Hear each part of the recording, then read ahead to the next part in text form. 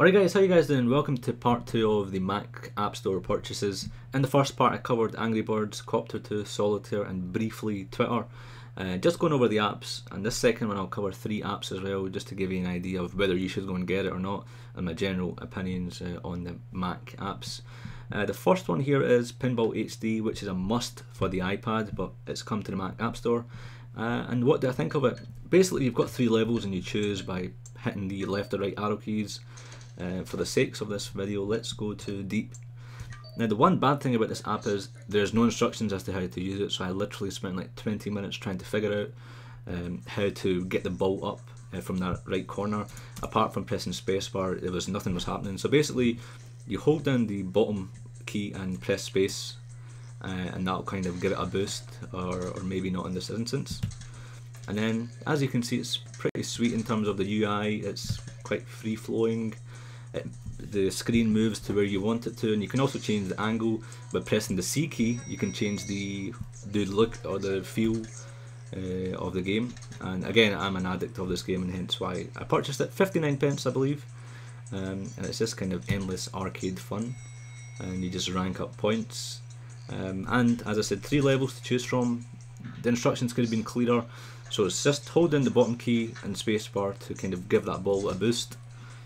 And then you can press the C key to give you different angles like I'm doing here. All in all, 59p, you can't go wrong, to be honest.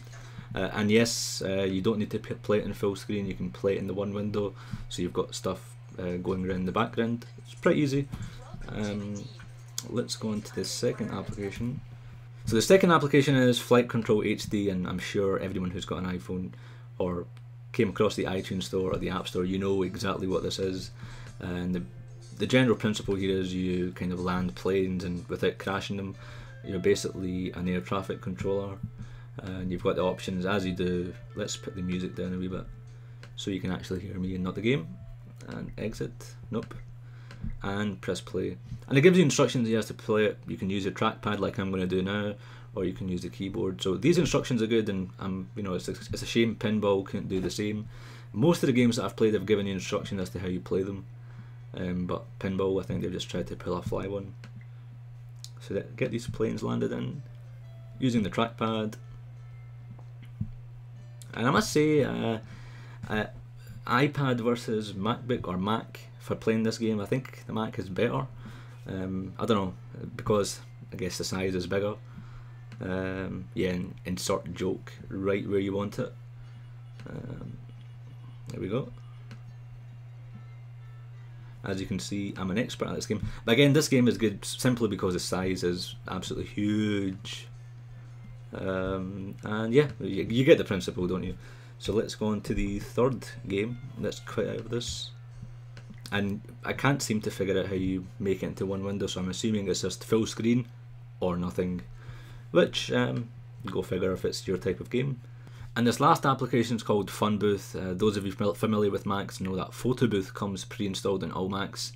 This application is of course now available in the Mac App Store. It's called Fun Booth, and as the name suggests, it's very familiar to what comes in Macs, but you can do a lot more in terms of graphics. And as you can see, I'm going to put some glasses on myself, and as you can see, it's pretty accurate as to where I move. It detects where my eyes are, which is very, very neat. This application, I believe, is, oh my god, that is horrible, 59p, or I'm not entirely sure, but you can obviously search in the App Store. You can give yourself a patch if you want.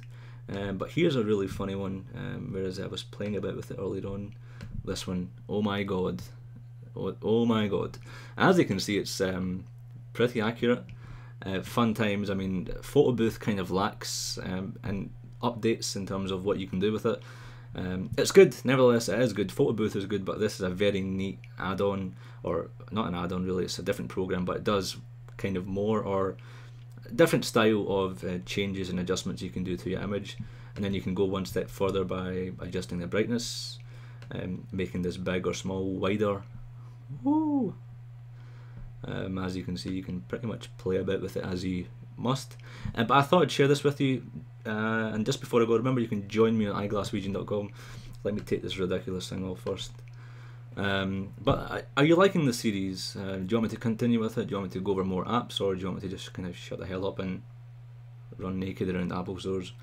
Why did I just say that? But remember, you can join me on iGlaswegian.com, twitter.com/i6glasswegian. What apps do you want me to cover?